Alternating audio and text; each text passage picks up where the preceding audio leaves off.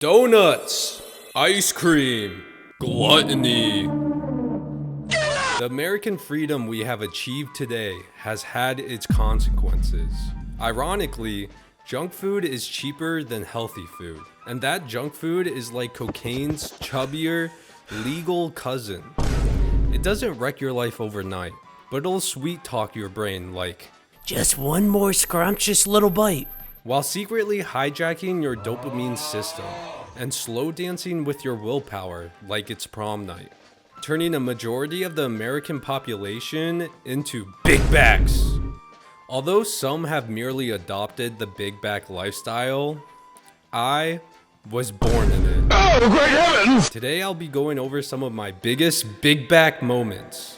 And if you're struggling with binge eating or food addiction, I'll give you tips at the end of this video that helped me come back from my downfall. I've struggled.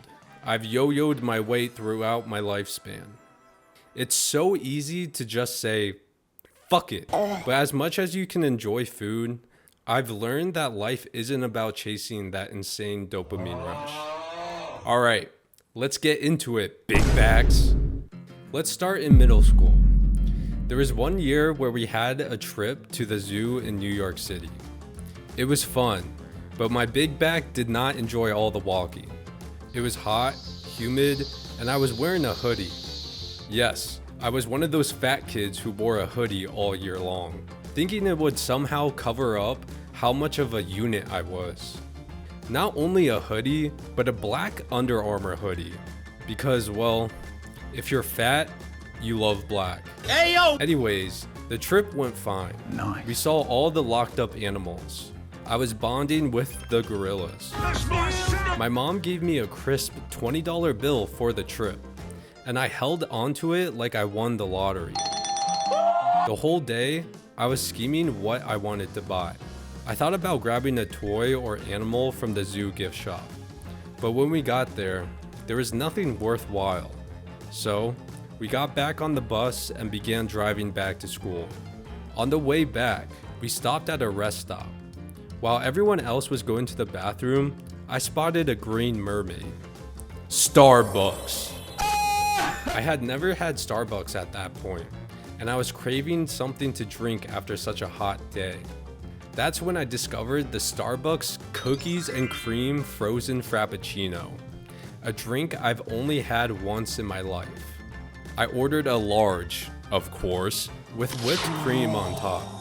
I rejoined my class on the bus, slurping it down like a thirsty kid in Africa.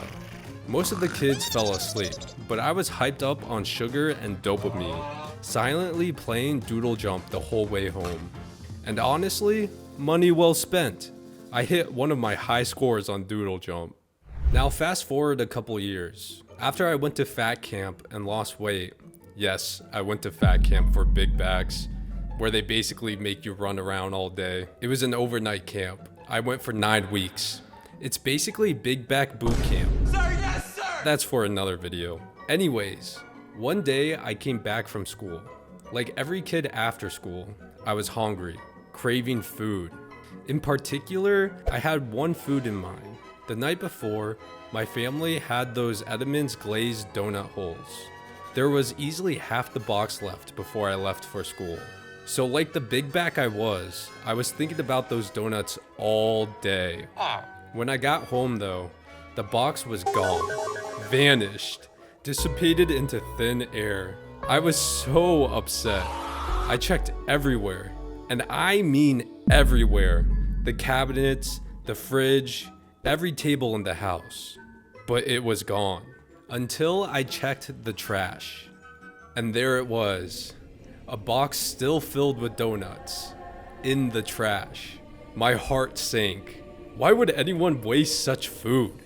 I sat there in defeat for a few minutes. Then I looked back in the trash. The trash bag had just been replaced. There was nothing in it but the box of donuts. I thought to myself, well, the trash is clean and the donuts are in the box. I looked around. No one was home. So, as the resident big back, I took the box out, opened it, and I finished that damn box of donuts.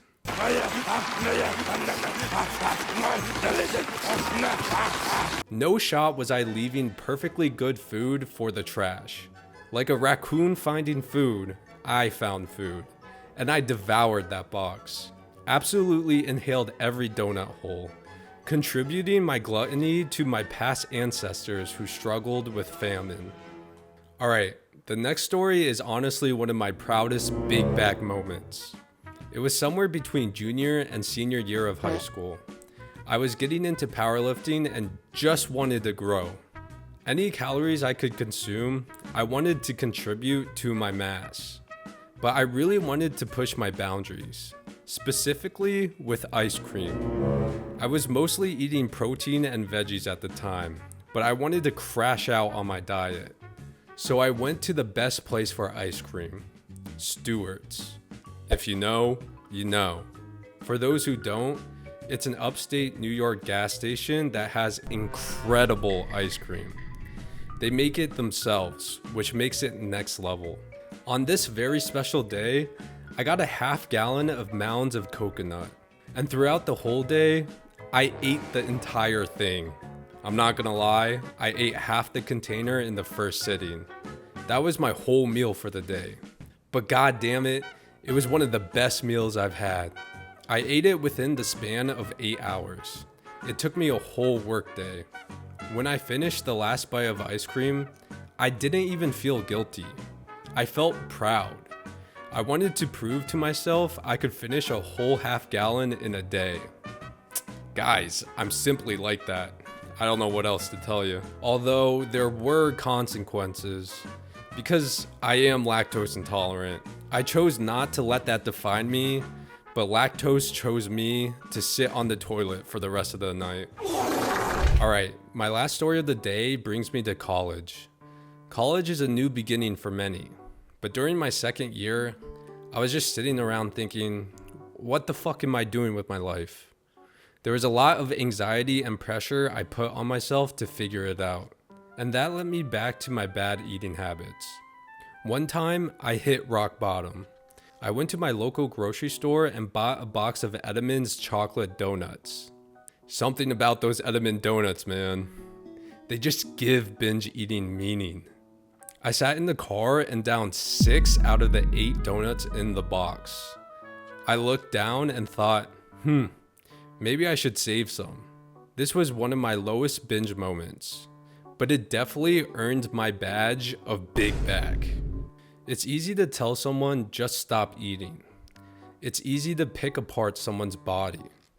But for someone who's gained and lost weight many times, I want to say, there is a very real, silent psychological problem going on in the brain.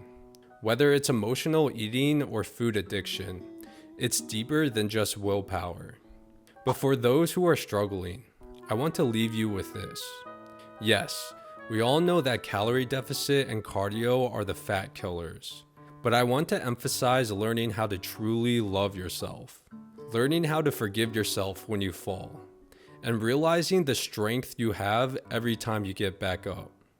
Remind yourself of the goals you set, but also learn the balance in enjoying your life. Learning all of this will not happen in a day, or even a year.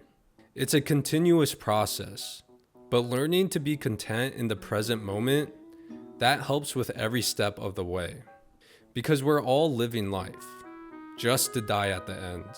So my last advice would be to embrace change, because through change, we grow into the person we're meant to become. If you enjoyed this video, please leave a like, comment, and subscribe. It helps me out. Alright, I'll see you guys in the next one. Tell someone you love them.